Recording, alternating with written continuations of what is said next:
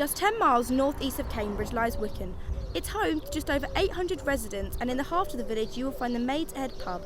Originally opened in the mid-18th century, it has been a vital part of the village since. The current landlords, Gillian and Stuart Hamilton, took over the Maid's Head in late 2012 and have since made a tremendous effort to source the majority of their ingredients from local farmers. Traced back to the 15th century, there was a pub here.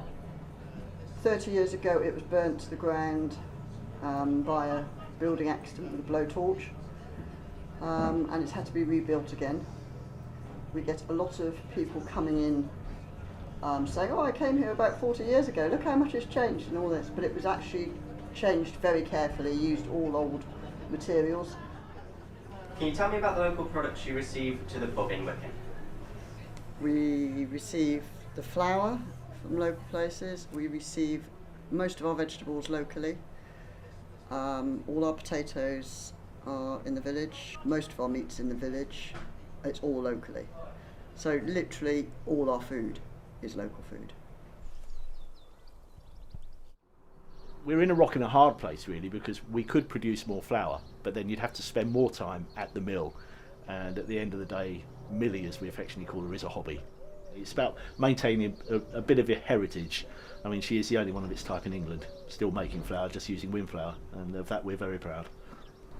We use English organic wheat or English organic spelt and rye as well. We're just getting into that, and we use only wind power. It's milled the traditional way, so the meal we produce using our French burr stones is of very fine quality. How much flour do you supply to the Maid's Head pub? Oh, ad hoc. So when they want a few bags, I'll go over there and buy myself a pint, and Gillian will say, we need some bags of white, we need some bags of stone ground. So it's whatever they need. But it's a good excuse for me to go over there every now and again for a pint, just to see what they've got in stock.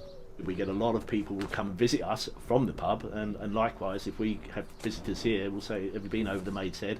So I think it's a scratchy backy thing, you know, it's backwards and forwards, but no, the pub's just the best. Where do you mainly go for your meat and cider?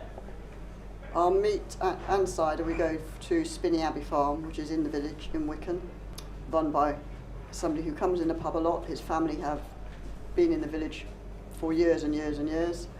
So it very much promotes the village community spirit in the pub.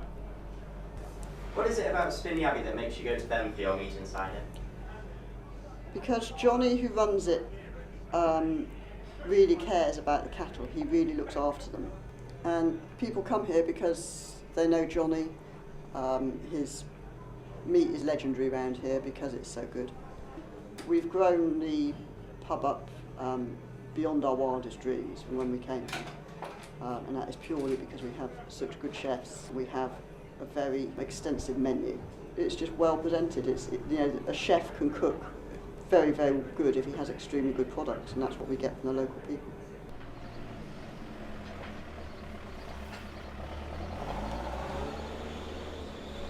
What's the feedback you get from the local places that sell your products?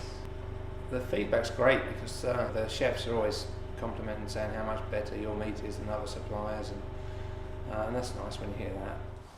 I started to produce cider because I've always had a fondness of alcohol and producing things like sloe gin.